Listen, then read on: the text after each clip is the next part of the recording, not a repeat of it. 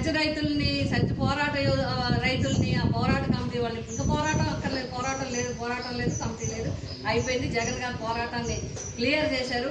ఎవరు భూములు వాళ్ళకి ఇచ్చారు, వాళ్ళు చాలా హ్యాపీగా ఉన్నారు. మాకు అది సంతోషం.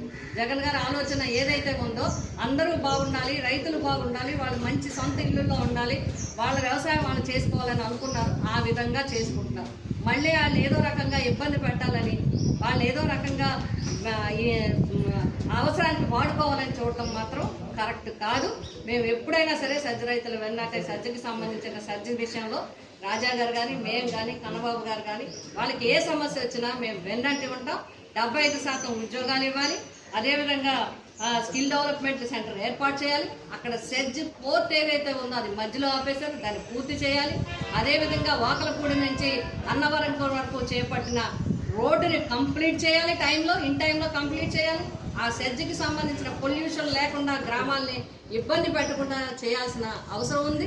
అదేవిధంగా ఏదైతే బీచ్ రోడ్డుకి సంబంధించి ఏదైతే వాల్ ఉందో అది ఖచ్చితంగా కూడా కంప్లీట్ చేయాల్సిన బాధ్యత ఉంది. ఇవి బాధ్యతలు తీసుకుని దీని మీద చేస్తే అందరూ అభినందిస్తారు. అందరూ